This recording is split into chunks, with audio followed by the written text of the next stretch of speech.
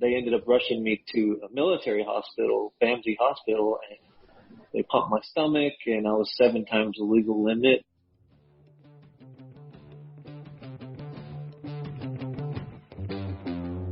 Hey, got something really cool I wanted to run by and let you know what's going on.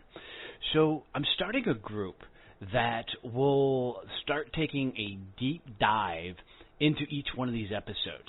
So we'll collectively come together and talk about the shows, talk about the guests. I'll be bringing back some of the guests to do some Q&A sessions and really take a further dive into their story, their journey, the episode, talk about, maybe some of the things you wish I would have asked on the episodes, do some Q&A sessions and the like. As a friend put it to me, it's really like a book club, but for the podcast. So a couple times a week, we'll go in, we'll break down the favorite shows of the week, and have cool discussions around everything that we've heard, we've learned, and want to know about their journey. Some of these guests will come in and they'll teach part of, what makes them awesome at what they do. And then, as always, I'll be providing regular value and content in this group. It's really cool because this only is going to cost $5 a month to join this group. And you'll be able to come in, interact with everybody else in there. So I'll put a link right in the show notes for this that you can jump in, come have a conversation with us, and we will really deep dive into each one of these episodes and help us all rise up together. Thanks for tuning in, guys. It's going to be a great show today.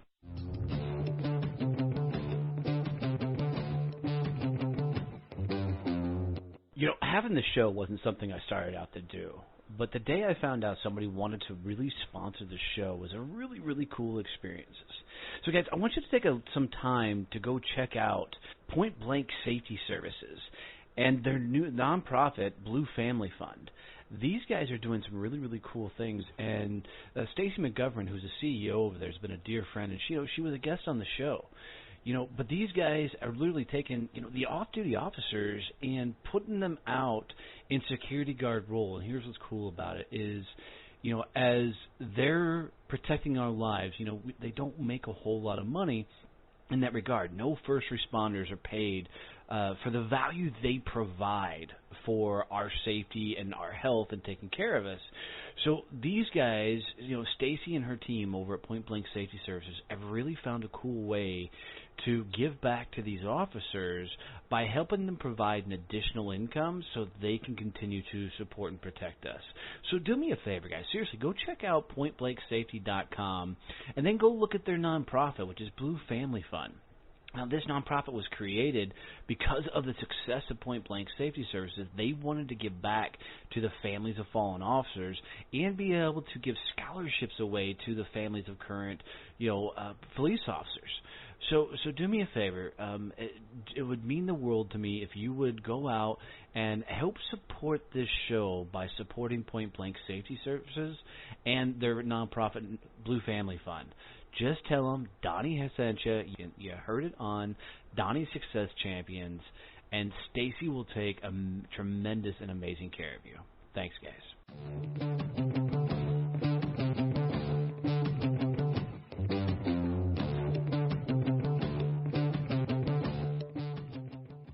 All right, guys, so this is going to be a good one. I'm bringing Instagram influencer Chris Cota to the stage. We're going to talk a lot about things he's doing in Facebook. We're going to talk a lot about things he's doing in businesses and where he's going in life on his journey and how he almost died and helped change the trajectory of his life.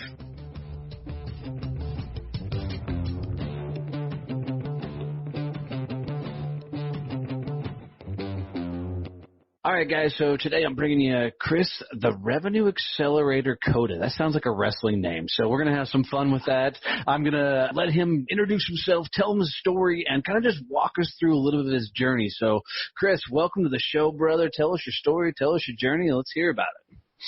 Well, my story is an interesting story. Right now I'm in the entrepreneur game, helping businesses build their business or, obtain customers, but it wasn't always that way. I grew up in a small town called Sulphur Springs, about 80 miles outside of Dallas, Texas, and I grew up on a farm. I had nothing. I didn't know what anything was.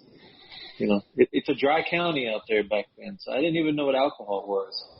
Then after all that, born and raised there, and ended up moving to Plano, and I didn't like that. And had some kind of quarrels and situations with my mom and my stepdad, so I just dipped out and went to live with my dad. But before that, and my mom's always been there for me. She's a single mom, like hard worker, just got took over by a few men, and it was just part of life, part of learning experience. But it drove me into a bigger city where I was introduced to alcohol and weed and drugs and all that, and I didn't know what that was. That was like kind of amazing. I was like, what is this magical stuff?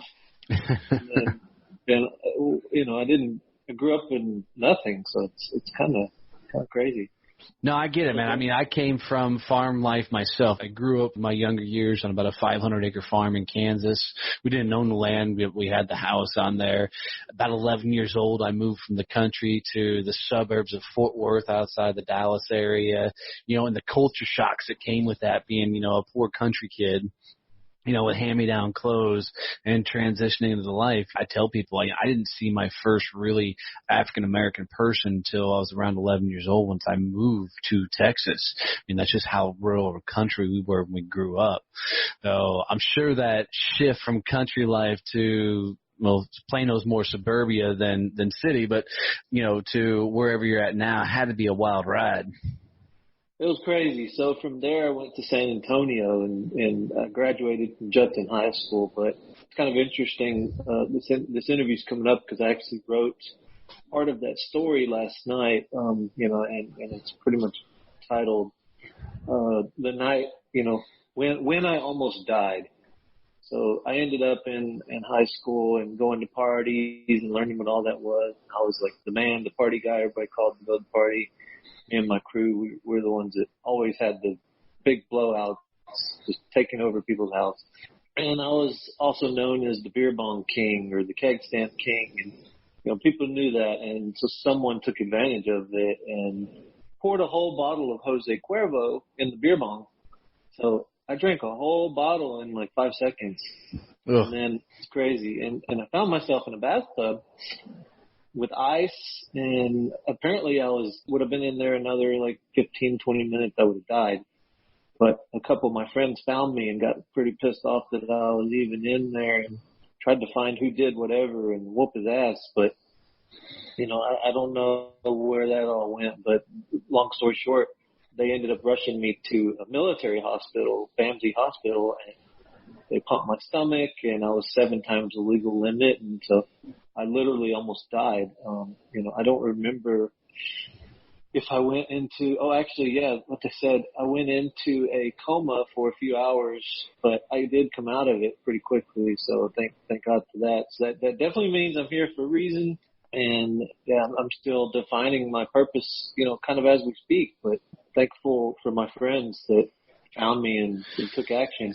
Yeah, I get it, man. I can't imagine downing an entire fifth of tequila like that. I mean, that's insane. And I've, my past been an over-the-top heavy drinker, and, that much alcohol consumption in a short amount of time, dude, you lose control of everything at that point. I mean, that's insane. Okay. Thank God you had some close friends by that could get you out of that situation. Would you say that was a shock to the system to say it's time to grow up a little bit, or? Absolutely, but it wasn't an intention. It was somebody thought it would be a funny joke, right, to pour the bottle in there. So I didn't go and say, hey, I want to bong a bottle of Jose Cuervo. I was already wasted, and someone knew that, and they poured it in there. So I just want to make that clear. I wasn't intending on drinking.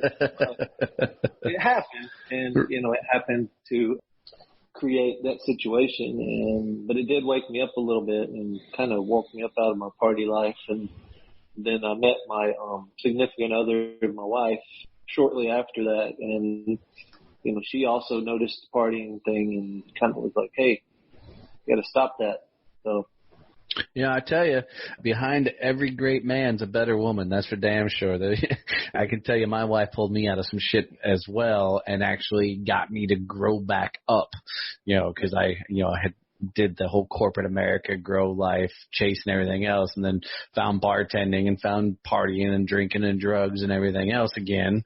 But when you meet a powerful woman that steals your damn heart, you know, when they say, hey, straighten the fuck up, you start listening, you know.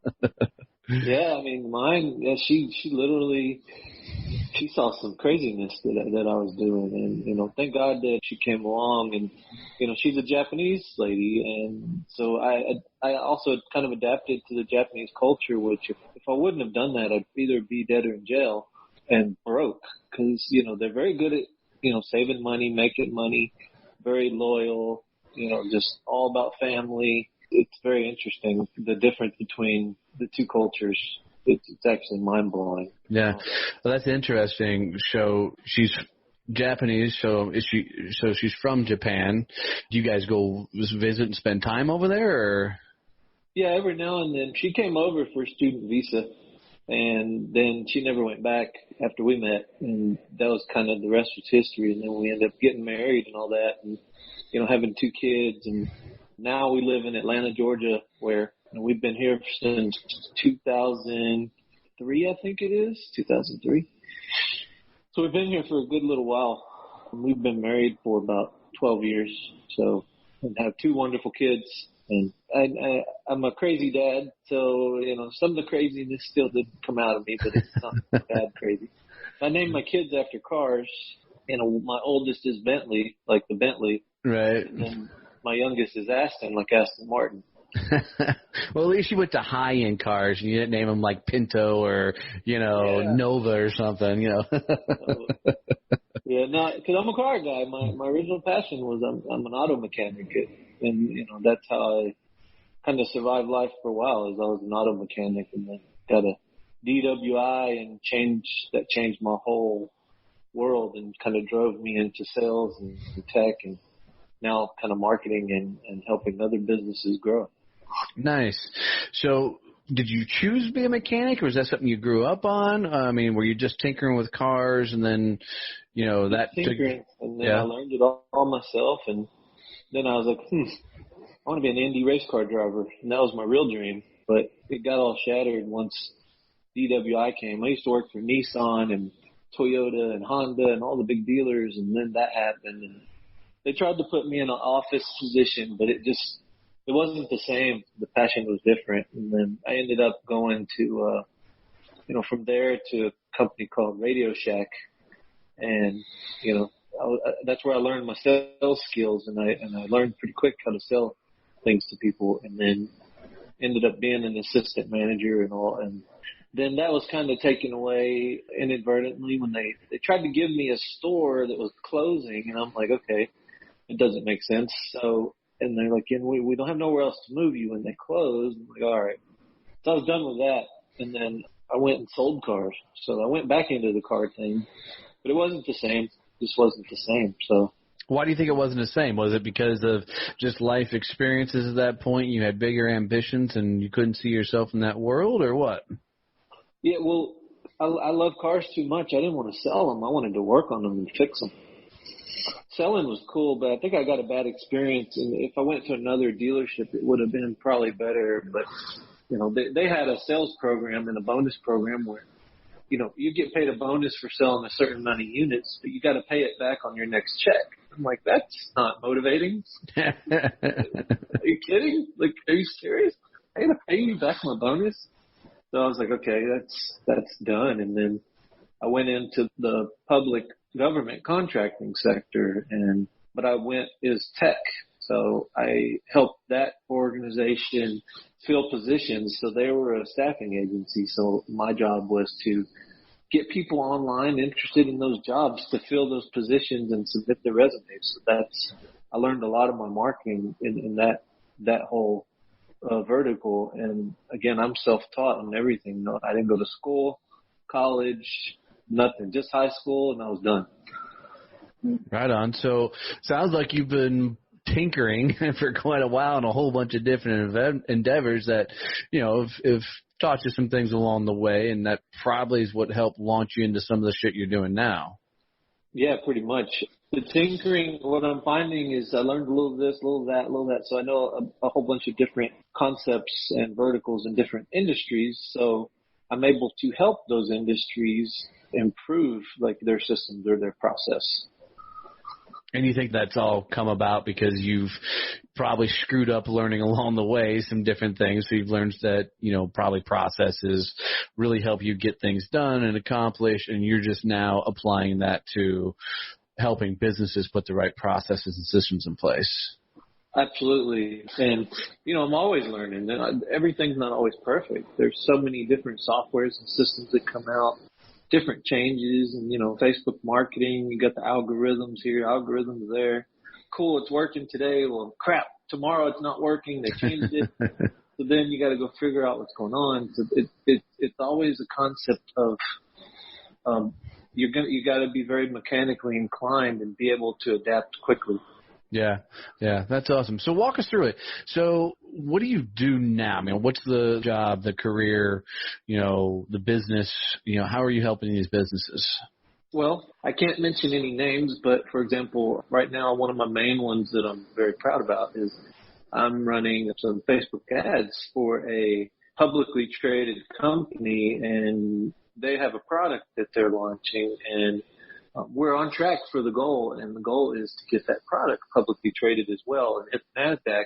Then when that happens, it's just like a giant party for everybody. So my main strength is Facebook advertising, but I also know the whole processes of, setting up call centers to lead generation, because that's also a technique that I and another partner of mine help generate a concept of, okay, cool. Everyone sends traffic or paid advertising to a website, and you've got to hope that someone clicks the buy button and buys something. So we started that in the beginning, and it wasn't working. I was like, no, this we got to put a wall up.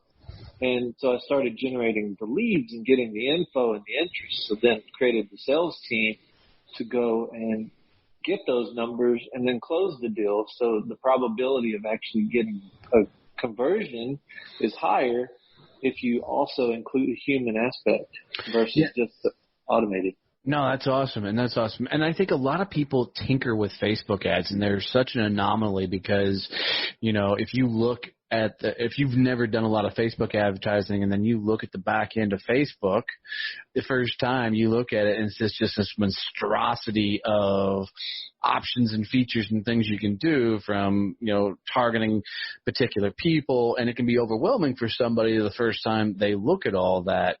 So how did you start figuring out how to best utilize Facebook? Because I guarantee you nobody picks it up the first time and hits a home run. There's a lot of trial and error and learning, and it's not about beating the algorithm. It's about working with the algorithm properly to ensure you're getting the highest return on your investment dollars. Walk us through that journey a little bit. It's a bunch of testing. So what people think is, hey, I'll create an ad, cool, done. No, you need to create about 50 different ads with 50 different targeting variations. Let them run for 3 or 4 days. Find the winners, get the winners, optimize the winner even better, and scale it. And not only do you scale it, you got to kill the losers and figure out what caused it not to convert. And then you got to go in and find, is it the copy? Is it the image? What are people not resonating? Certain targeting groups will resonate with things that others won't. And then, there's also different concepts of, and this is all learning. I learned all this like by myself through trial and error, is the retargeting method, meaning, you go and click, for example, I don't know, say Coca-Cola or something, go to their website, and I guarantee you're going to be followed around by Coca-Cola ads almost everywhere you go for at least, a few days. And that's different because they're trying to just do brand exposure, brand recognition. But if you're trying to generate leads and close deals, hey, buy this product. Oh, you know what? We saw you clicked on our ad, but you didn't, complete the process. If you complete right now, we'll give you an extra 10, 20% off. Right. You follow them around and stuff like that, and you get in their subconscious, and they're like, oh, I guess I do need that thing. I keep seeing it all the time. And then, So it's a game. It's literally a game. But it's a game that operates like the law of attraction. Well, you know what's funny is people get mad at their Facebook feed, and we'll stay there for a second because, they think that their Facebook feed is feeding them, or they think Facebook, is dividing the U.S. or dividing the world because of thoughts and opinions. But what people don't understand, you control your Facebook feed. Right? Whatever you go out and search, you can search on Amazon, you can search Google, you can search anywhere. Any website you go to, somebody's tracking that, somebody's seeing that action, and wherever you go, your entire feed changes to whatever you're searching, let alone if you go comment on somebody else's post, they'll start showing that person's post in your feed more often because Facebook thinks that's what you're interested in. And also Facebook they don't care what you're consuming. They just want to keep you on Facebook longer. So they're constantly looking at where your eyeballs are going, what are you interacting on, what are you commenting on, and that's the things that keep showing up in your feed. And people don't often understand that they're controlling that feed. So are you guys using that entire process to get people to purchase the products and services from your clientele? Absolutely. That and a combination of other things. It's not only Facebook, but there's also some other creepy aspects that, track where your phones are. And, it could tell that you just walked out of the Lexus dealership. So let's say I want to run some ads for the Mercedes dealership down the road. There's some other technology that exists that we utilize that says, hey, we saw you just walked out of the Lexus dealership. If you come down to Mercedes, maybe we'll give you an extra, 3-year warranty or something, got to come up with something persuasive, right. But you can get pretty creepy. Yeah, I know. When I was working for Cardinal Health out of St. Louis, I worked in their data department for a while, helping sell franchises. And, one of the crazy things is I could tell you exactly which TV show you were watching in your house, what you were buying, what you were purchasing, what music you were listening to. I mean, I knew everything about you. And we would set up, advertising and targeting specifically targeted directly at you, and technology is only taking it further that, your phone is become an electronic leash for media and for advertising, and for too long, your whole house is going to be that way with Alexa and Google Home and all these things. So it's getting wild about how far technology is penetrating, our lives in a good and bad way. Yeah, good and bad way. What a lot of people don't realize is not only is it tracking you by websites, but your Facebook Messenger actually listens to your calls. And so if you notice you're talking to a friend about something and on a phone call, and then you start seeing that ad because the data is being sent through your Messenger. All these apps are collecting different data, which, it's a good, it's a bad thing, it's a good thing. But if anyone wants your info, they're going to get it. So why hide from it? Why not just embrace it and enjoy it while we can? Because, this is the technology age that we're living in. Imagine what it's going to be like in 20 years. I mean, we're already getting, we're at the point of self-driving cars. It's going to be the point. I'm excited about self-driving cars, even though I own a farm out in the country again. The whole thought process that I can go across the country and do this podcast in the back seat just thrills the hell out of me because I don't have to be driving or anything else. So, I get it. I enjoy it. But at the same time, I moved back out the country to get away from some of it as it goes along. So what else are you doing from a business standpoint? Because you're doing more than Facebook's, everything else. What else are you doing? I help others obtain a better mindset because, I have this slogan I recently created and people are loving it. If you're a sales guy or if you're in the sales field, if you change your mindset, you change the phone call. 100%. Yeah. 90% of my background, you don't know, is I spent 19 years in the sales game, all of them straight commission, all of it in B2B sales, selling high ticket items from franchises, commercial printing, and this, that, and the other. And I will tell you, 99% of every sales call is won or lost before you start the sales call. Absolutely. Absolutely. If you don't change the feelings and the emotion. Hell yeah. I mean, if you don't walk into that already thinking you won the deal, then the conversation's over. But you can't be a slick jackass on that sales call either, because as soon as somebody feels like they're being sold, conversation's over, you know.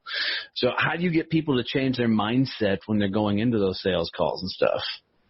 Well, first you have to listen to, 10 to 15 calls and then go off of the predictability of how you think they're going to act on the next call, and then how the customer reacted. And then you can identify, hey, instead of just saying, hey, this is John with AT&T, why not just start off something like, hey, how are you? Yeah, I'm just calling today on behalf of AT&T because what I'm doing is I'm helping people save money. So then you don't go into selling. You just talk about helping. It depends on what it is. Then I can come up with a different strategy, because I've listened to, limo companies, party bus rentals, and, people get on the phone.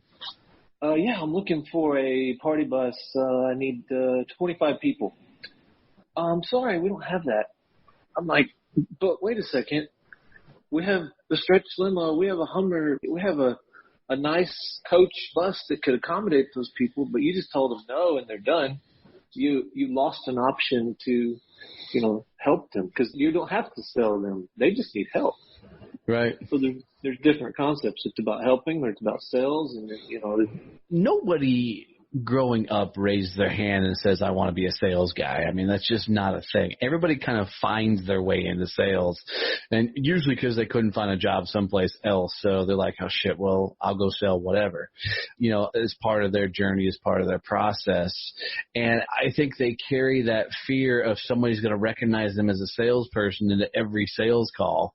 So when regular opportunities pop in front of them and they don't have to sell, especially like the scenario you put up, they're freaking out because they're so worried they're going to sound like a salesperson when, like you said, they could just help the person out by fulfilling what they're looking for, by getting creative in the process and taking sales out of the equation, through all the process.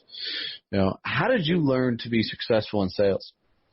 Trial and error, failures, wins, just starting to understand human behavior, the subconscious, the conscious. Why a concept I have is leave your problems at the door, before you walk in. So if you can help someone leave their, they just got in a fight with their wife, cool. Well, how do you think their sales are going to go the whole day? Right. Unless they find a way, or they're, coached on how to leave that at the door and reposition that energy in a positive way. And then that will also help them later on, because then they're going to go home in a great mood. And then the wife's going to be like, he's in a good mood. We just had a fight. What's going on? That could end up being, a date night or something great. Right. Yeah, so where do you think all this is taking you, man? You're helping companies with their sales processes. You're helping them with their Facebook advertising and other advertising. You're putting systems process, all this. Where is this all taking you? To be the leader in helping propel a company that's hit their plateau into the next level. Because once you hit your plateau and you get comfortable and you just don't know why nothing's changing, but you're doing the same thing you did yesterday, you're going to get the same results you got yesterday. You got to find something to change up or introduce to make those results higher. It's not going to work right away. It might, but, you're going to face, it's all about testing. You got to test it and see what works. And when it works and it sticks, you just keep testing and introducing. And once you define, like, okay, cool, I think this is the best experience for your customer, because you got to go through every experience as a customer. And once you can do that, what either sucked and what they should improve, or what, maybe just needs a few tweaks here and there, and it could actually increase the LTV, the lifetime value of a customer. Absolutely. I have a theory, though, that a lot of people walk through life because they want to plateau. They want to get to that make-believe place of, I can just let my hair down, not have to work anymore. I can just coast. When I always tell anybody, there is no coast. You're either moving forward or backwards, right? Because if you're coasting, you're actually moving backwards. And most people, when they get especially into a sales role, they're like, man, if I can just get X amount of customers or X amount of clients, I can quit being a sales guy. I'm like, well, no, it doesn't work that way. Because as soon as you stop selling, your business starts dying. So it's interesting that you help people past that plateau because it's such a tough spot to be in. But also, a lot of people don't like tinkering. A lot of people don't like to do the figuring out things. They just want it to work. How do you convince a company that they really need to be tinkering, looking at their processes, looking for the holes, and taking risks to figure out what's working and what's not working? As far as like trying to gain a new company or convince a company that they need help? Both. So the way I always approach it is I literally will go through the experience as a customer, and then I'll call them and I'll have my complaints. And then I'll say, by the way, do you know that I help businesses and organizations like you improve their systems and processes to avoid these phone calls? I like that a lot, actually. How often does that work for you? It works maybe 80% of the time. No, that's a huge close ratio.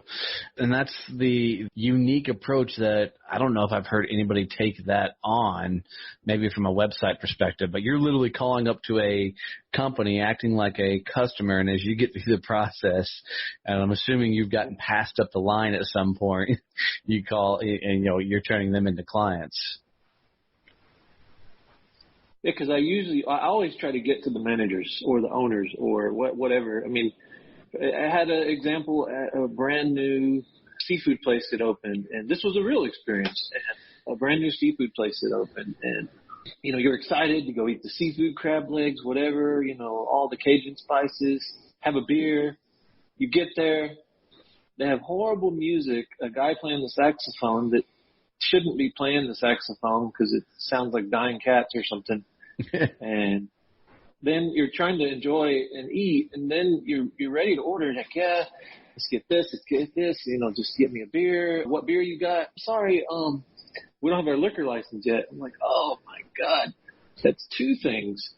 And then, the other experience of where the waiters don't come back and help you. And so you just kind of go through and you just explain how do I do this?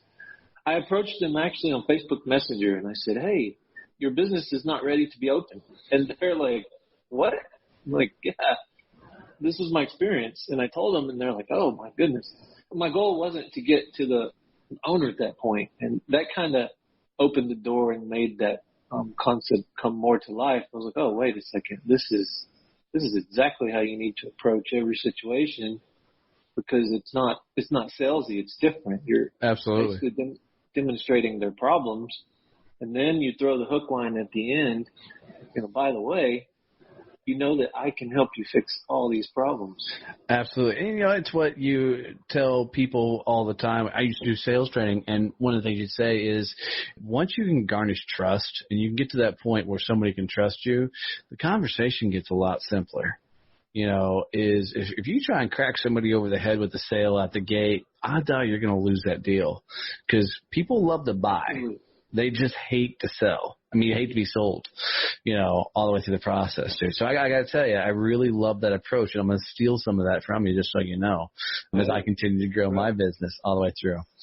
So what's the next iteration of you? Are you going to be the next world dominator of business support, help, strategy, Facebook guy? What's the end game?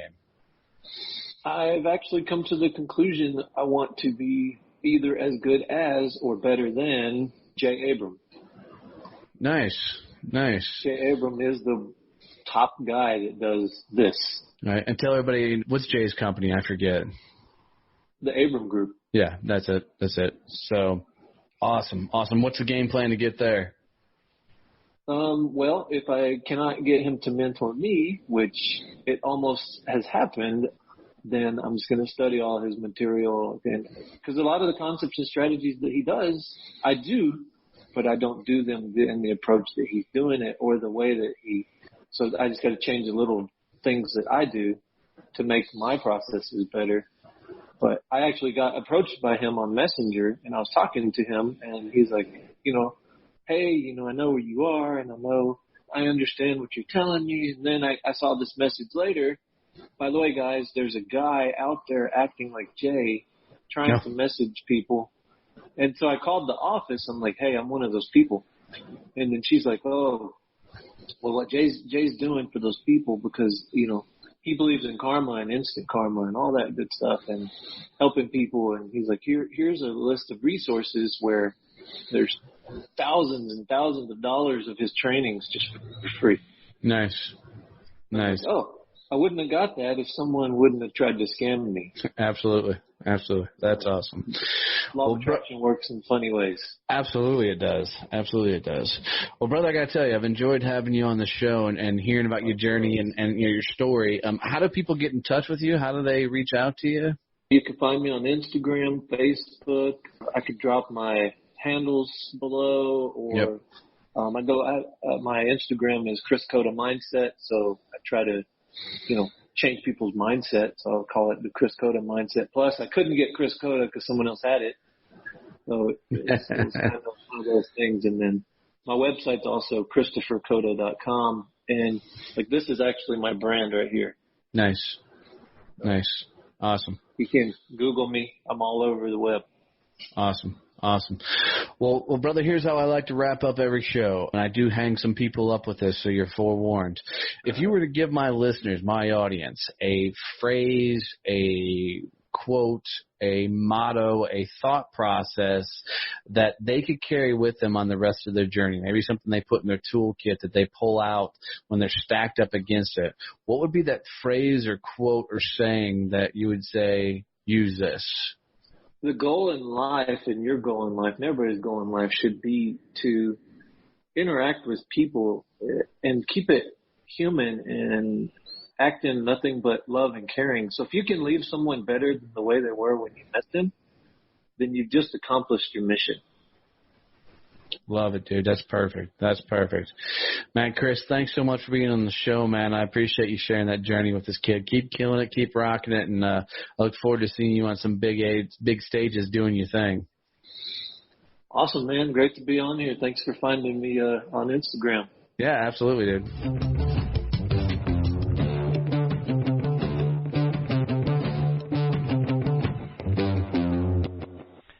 Guys, really thank you for listening to this episode. I really appreciate it. It's a lot of fun putting these together. I wanted to make sure before we get out of here that you knew what we were doing with social content. What we found was because of the podcast, we have a unique way of helping you get your social content out on a very easy way. What we're doing is we're interviewing people. And from that interview, we will capture a lot of information that will then be turned into videos, memes, articles, all things you can use for your social content. I know, like for me, one of the biggest struggles I had was, what do I put out there? What do I say on a regular basis? Well, we'll help do all that for you. So if this is at all of interest to you, reach out to us and let us help you grow your social media channel. I can tell you I did this for my business, and my social media is completely taking off. My Instagram, since I started doing this, jumped to over 10,000 followers, and it continues to grow. So if this is at all of interest to you, check the bottom of the show notes for the link that says, Get My Social Content Done